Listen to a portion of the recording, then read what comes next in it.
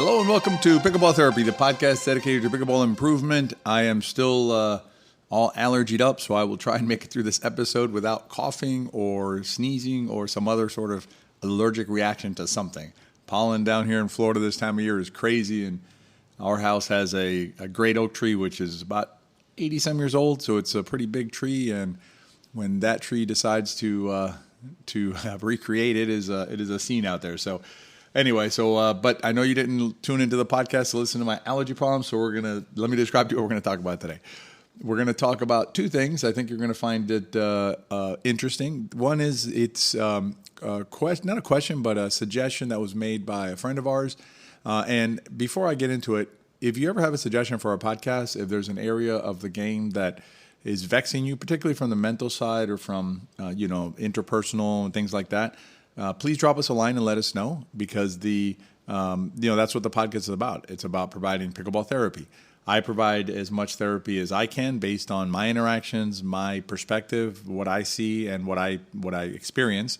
But I know that there's a lot of things out there that I don't experience, and there's perspectives that are different than mine and different than CJ's, because we talk enough that I get her perspectives as well.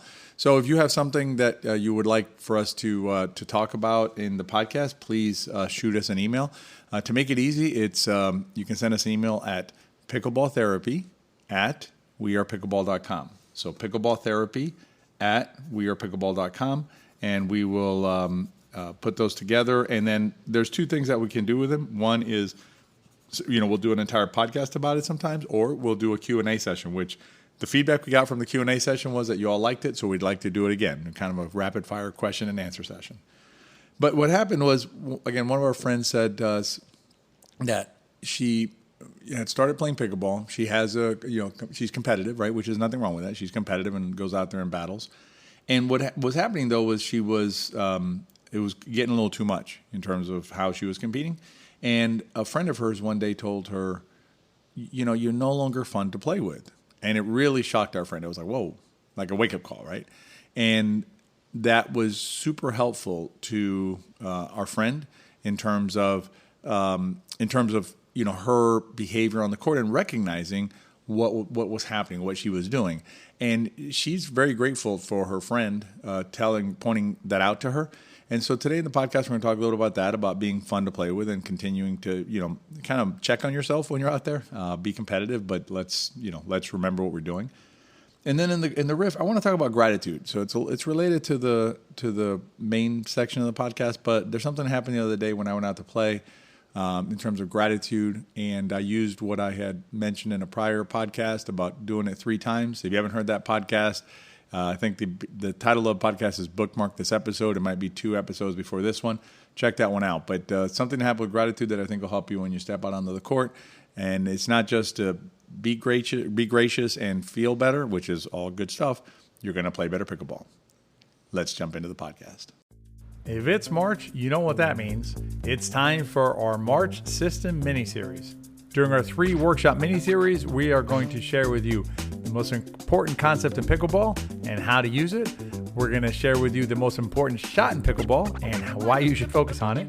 And we're going to share with you why you're popping the ball up and how to minimize pop-ups in your game. There's no cost to attend the mini-series, but you do need a ticket. I'll put a link down in the show notes so you can get your ticket and reserve your seat. Stop guessing what you need for your game and rise above the YouTube noise. Learn what you need to realize your full pickleball potential at our System Mini-Series. I'll see you there. As I mentioned, our friend told us that a friend of hers had said to her, you're no longer fun to play with. And it was a wake-up call, right? It was a good opportunity for our friend to say, whoa, wait a minute, what's happening? What am I doing? And it caused her to reevaluate, or evaluate, I would say in this case, evaluate how she was interacting with others on the pickleball court. And all of us can think of, whether it's ourselves or other players who, exhibit, negative energy on the court, who, they get so frustrated out there. They just get, the eye rolls, the shoulder slumps, the list goes on and on, right? The turning away from your partner, that type of thing, where, the exasperation, I should have mentioned, God, when a shot is missed, things like that. And we all if you're playing pickleball, okay, when we step out on a pickleball court, we want to compete, right? I mean, when I play pickleball, I would like to play as well as I can, and if I do that, then I would like to have a chance to win, and then ultimately to win, right? There's nothing wrong really with the idea of that I would like to win this rally and then ultimately win the game. We keep score in pickleball.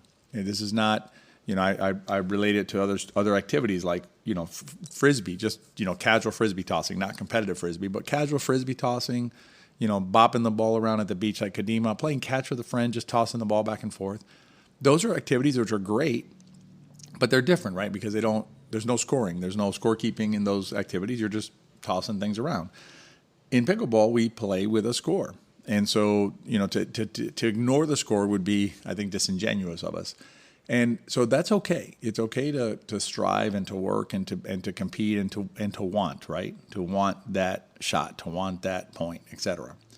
But what you have to be careful about is, it going too far. In other words, it overriding the balance of things out on the court.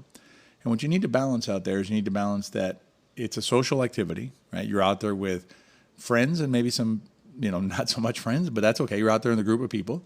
And, there are other aspects to the sport other than just the win-loss column. We've talked about some of these before in the episodes, like, getting exercise, mental focus, problem solving is a big one that we probably need to, I'm going to make a note. We need to do a whole episode on that one.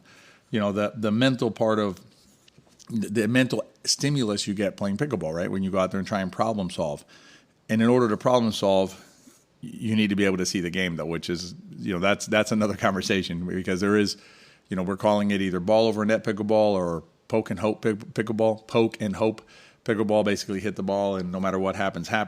There's nothing wrong with that. That's fine. You get exercise and run around and say hi to people, and that's great. But you don't get the mental stimulus part, so I'll address that in a different episode. For timeliness purposes, though, I do want to point out that when you're listening to this episode will likely be before our next miniseries, system miniseries. If you haven't attended one of those, highly recommend you attend it. If you have attended one of those, highly recommend you come back. Every time you listen to the presentation, even if it's same or similar content, it is going to land differently because you're in a different place. But anyway, going back to the how you're behaving on the court and how you're interacting with others, bear in mind that there's more to the game, more to your involvement with the game, I should say, than simply that last shot, that last point. And what you want to do is you want to check yourself once in a while, right? How are you behaving with others?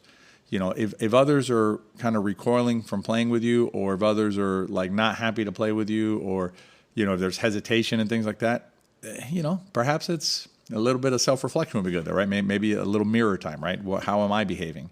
And what you want to look for is you want to look for also cues of what you may be doing that is upsetting to others. If you make noises, when your partner misses a shot, that is going to be heard. If you tend to slump your shoulders, throw the head back, roll the eyes, do a big swing of your leg as some do, things like that, that's going to be received, probably negatively by your partner. One thing you can do, there's two things you can do that I'm going to recommend to you. One comes from CJ and one comes from our friend Jennifer in North Carolina. One thing you can do that you can do to stem the tide, right, and also force you to act differently, because it's hard to roll your eyes and then do these things. You'll see. So the one from CJ is that she always recommends to our players is make it a habit after the end of the rally, no matter what happened, no matter whether it was a fantastic victory or just a kind of a situation, turn towards the middle of the court. Get used to turning towards the middle. So just to be clear, if you're on the left side of the court, you're going to turn towards the right. You're going to pivot with your right foot towards the middle. If you're on the right, you're going to pivot towards the left with your left foot. What this does is it sends a signal to your partner that everything is okay, right? If you pivot the other way, right, you got to turn around because you're heading backwards. You're heading to the back probably. If you turn the other way, even if you don't mean anything by it, that could be misread. So start turning towards the middle. And the other tip I'll give you is a tip that everybody knows paddle tapping, but paddle tapping between rallies is not done enough. So paddle tap between rallies, make that a habit. And then our friend Jennifer from North Carolina did this thing during one of our camps, which we thought was really cool. Her partner she was playing with was getting very upset because her partner had missed some shots, right? And she was feeling pressure. So Jennifer went up to her and said, "Come here." And so she put her paddle out and said, "Give me a paddle tap." Excuse me. I warned you about the allergies. And then her partner tapped her paddle, and then Jen went to the fence and put her paddle on the fence. And she said, "There you go. All your bad shots now, or I've taken them and I put them on the fence." So she basically helped her partner feel better about what she was upset about. So those are a couple of different ideas you can use. But remember that you're out there in a bigger picture than simply the last point, the last rally, or the last game. And check in on yourself once in a while. And listen, one last thing, if you have a friend that you can ask, someone who you're really comfortable with, like the person who you could say, "Hey, do I have something in my teeth?" Then maybe consider asking that person, "Hey, how am I doing out there? Am I doing all right?" I know that I check in with Jill from time to time. Not that I try and do anything bad out there, but, we're all humans. So sometimes you do things that you're like, "Oh, okay, maybe I got to rethink how I'm doing that." So check in on yourself, and let's try to be the player that everybody else wants to play with on the court. All right, in a minute, we're going to talk about gratitude on the riff, so stay tuned for the riff. As a pickleball player, you are no doubt working on your game. But are you also working on your vision? Doesn't it make sense that better vision will lead to better pickleball? Not to mention better night driving. CJ and I rely on the experts at Visual Edge to help us track those balls so we don't ever miss a shot. If you're ready to take your vision and perhaps your game to the next level, join us inside Visual Edge. I'll link to it below. We'll see you inside. In a prior episode, I talked about how you could use gratitude to not just feel better, but also to play better out on the pickleball court. And what I want to do is talk today about how you can, something that happened to me, I should say, that allowed me to feel better just generally, like just to get on the court feeling great and, frankly, to play really good pickleball. And what happened was I was heading to a court to play with some friends of mine, and I was looking forward to it. I hadn't played pickleball in a few days, and I'm looking forward to seeing my friends, and everything's great. But on the way there, on the way into the club, I saw this tree, and it might have been it could have been the color of the leaves, it could have been the reflection of the sun, whatever it was. They had like these two tones of green. There's like really like light green on the front part and a darker green on the back, and it was just a really beautiful looking tree. And I actually snapped a picture of it, and I'll share it on Facebook in the next few days. But basically, I looked at it, and I stood there for a second. I made myself stand there for a second and look at the tree and snap a picture of it, right, just to gather the moment, because I also wanted to share it with you all. But that's an example of finding gratitude, right? That's an example of finding grace in the moment and saying, "You know what? I'm just grateful to be able to see this tree, right? And to be able to play pickleball, right?" And when I use the term grace or gratitude, I'm not referring to it in any kind of religious manner. I'm talking about it just in the personal, interconnection with the world kind of a manner. But basically, what happens is you express that gratitude, you find that gratitude in the moment, you're going to feel better, right? And that's good. That I should, period, we're done, right? But as I always say, there's a pragmatic effect as well, because the better you feel, the better you're going to play. And so finding those moments of gratitude, even in things that seem to be unrelated to pickleball, and that's what I want to stress here, unrelated to pickleball, right? It wasn't like I hit an ATP or did something crazy, save or something like that. And, you can be grateful for that. It also doesn't directly relate to my friends who I was looking forward to seeing that day on the court, right, and interacting with them. It was something off the court, pretty much unrelated to pickleball, other than that it was outside the club. But you find that gratitude, and it just sets the tone for the rest of your pickleball session, and frankly, the rest of your day. So find those moments of gratitude, during the day. It doesn't have to be pickleball related, and then use that technique when you're playing pickleball. And what will happen is your focus will move away from the inevitable errors, because errors are inevitable, that you will make during your day. You will make errors on the pickleball court. If you're playing at level and you're pushing yourself and you're growing, you will make mistakes on the pickleball court. So rather than focusing on those, you're going to focus on the beautiful tree or your friends or something else. So find those moments of gratitude and you'll feel better and play better pickleball. All right, that's this week's podcast. Hope you enjoyed it. As always, it helps us if you rate and review it. We really appreciate hearing from you. You can send us emails at pickleballtherapy@wearepickleball.com. If you want to share with us something about yourself, something about your story, something about how the podcast helped you out, that's great for us to know.